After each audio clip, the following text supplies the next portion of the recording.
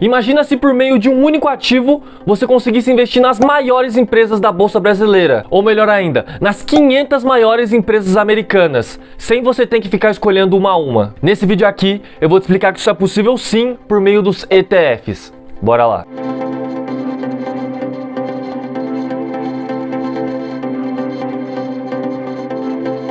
Fala meus queridos, tudo bem? Aqui quem fala é Raul Maehara e sejam bem-vindos ao Se Contente com Muito. Pessoal, você que pensa em começar a investir ou já investe, já deve ter se deparado com a seguinte pergunta: qual ação devo comprar? E talvez já tenha até ficado parado na frente do home broker da sua corretora, pensando nisso e acabou não comprando nada. E se eu te dissesse que é possível comprar um combo, um pacote, como se fosse um combo do McDonald's mesmo, com as ações mais negociadas da bolsa? E é exatamente isso que são os ETFs, que ao pé da letra seria Exchange Traded Funds, e traduzindo para o português seria fundos de índice. E aqui eu vou falar detalhadamente como eles funcionam e todas as suas vantagens e desvantagens. E talvez pareça um pouco complicado aqui para vocês, pessoal, mas não é, eu te prometo, tá?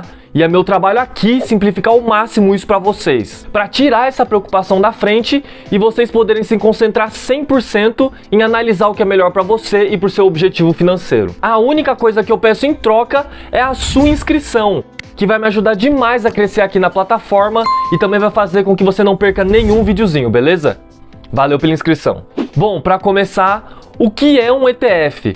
Um ETF é um fundo com estratégia passiva que replica o desempenho de um índice de referência. Simplificando, é como se ele fosse um condomínio de investidores que dão dinheiro ao gestor. E a função desse gestor é espelhar o desempenho de um indicador. Alguns exemplos de indicadores são o nosso próprio índice Bovespa, o SP500 que eu já explico para vocês um pouco mais, o ouro ou até mesmo o Bitcoin. Então vamos lá. Você já deve ter ouvido falar alguma vez do índice Bovespa, ou em alguma notícia online, ou até mesmo aqui em algum vídeo no canal. Ele é um indicador que representa o desempenho das ações mais negociadas da nossa bolsa, da Bolsa Brasileira. Então, dentro desse índice, a gente tem Ambev, Itaú, Vale, VEG ou até mesmo a própria B3, ou seja, ele representa o desempenho da nossa bolsa de valores no geral. Então, se por exemplo, o Ibovespa cresceu aí 10% ao ano, significa que as empresas em média que estão dentro dele cresceram 10%. Algumas cresceram 5%, outras cresceram 15%, outras cresceram 25%, mas outras caíram 5%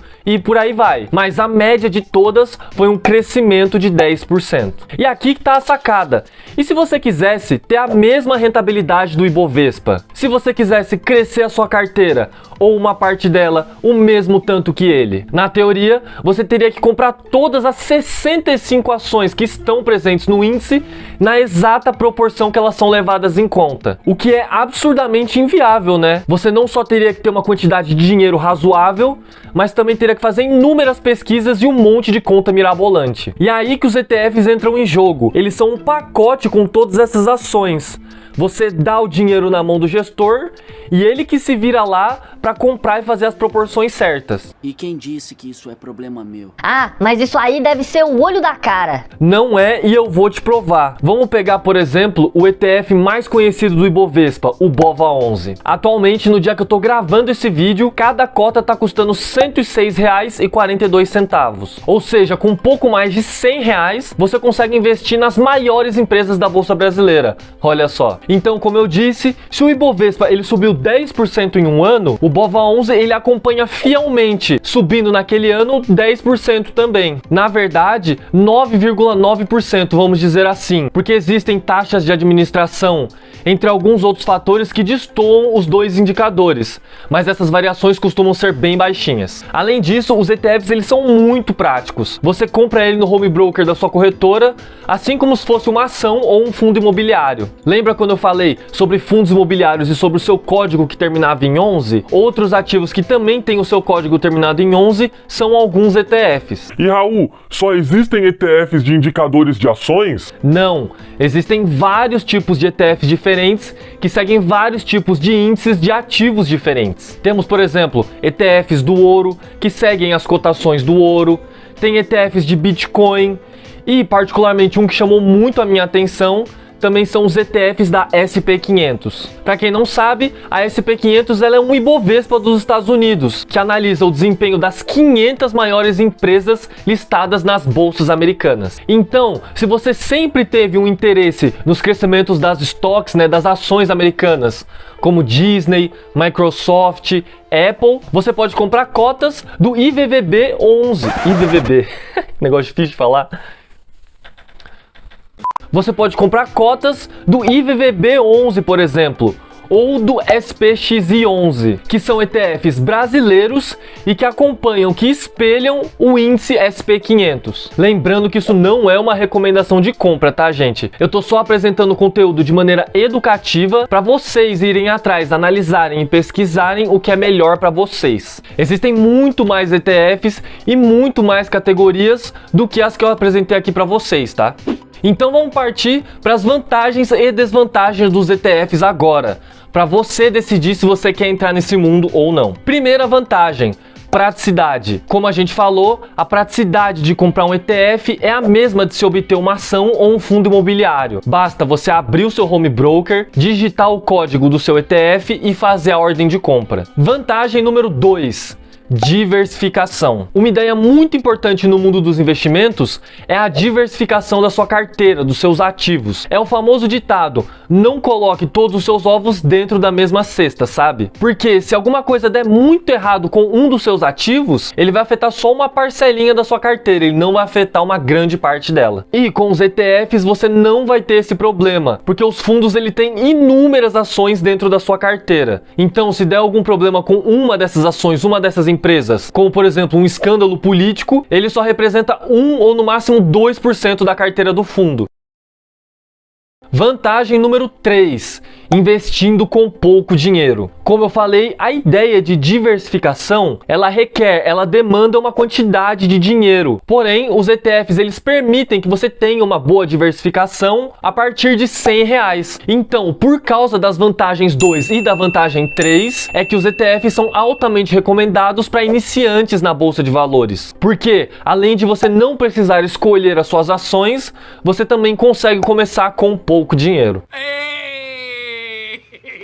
E agora, pessoal, vou apresentar as suas desvantagens, porque como vocês devem saber, nenhum investimento é perfeito. Cada um é mais adequado para cada situação e para cada pessoa. Desvantagem número 1: impossibilidade de grandes ganhos. Por ser uma estratégia passiva, a ideia dele é ser fiel ao indicador que foi escolhido. Então, você não vai ter aí ganhos exorbitantes no curto e no médio prazo, assim como você também não vai ter perdas exorbitantes. Independente do que acontecer, ele vai acompanhar aquele indicador. Desvantagem número 2: taxa de administração. A gestora do ETF, eles têm que ganhar de alguma forma, né? Eles não trabalham de graça.